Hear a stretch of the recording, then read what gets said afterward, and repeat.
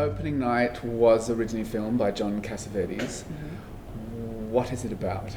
So Opening Night is about an actress who is at the peak of her career and the height of her talent, and she's a few days out from opening a new show in which she's the title role.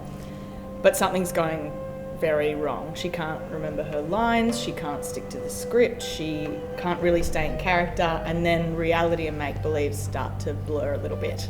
Suddenly she starts to see this other woman appear to her in these strange ways in the mirror in her room, and she starts to think that maybe this woman holds the key. So from there, really, as we get closer and closer to opening night and this woman appears more and more, everything just starts to completely unravel.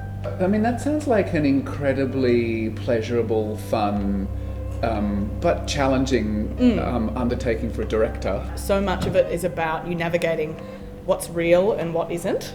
So it's tricky to direct, but if you do it well, it's quite a thrilling ride for us, but also for the audience. On the one hand, you're playing in this kind of highly theatrical, artificial, constructed world, but then also this dark, mysterious, surreal inner world. So navigating those two things is a challenge, but I think it will be quite a thrilling ride for an audience to kind of be going through both of those things in the one piece. Cassavetes loved actors and acting and wrote fantastically well for them, gave actors really great stuff to sink their teeth into.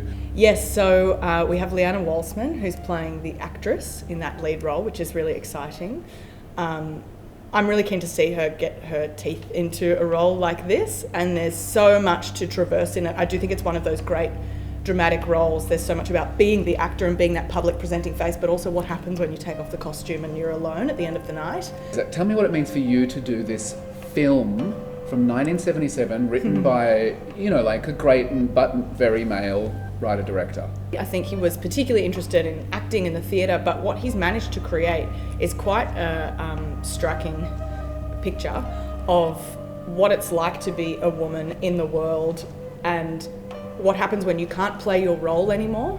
This very much looks at, from my lens anyway, what it means to be navigating that and to have this kind of the unraveling that can happen when there's this pressure from culture to be a particular way, but also the kind of glorious rebellion that you can find to push against that and follow your own, create your own path, really. And I think that's what drew me to it, and that's what I see in it that I feel very much speaks to today.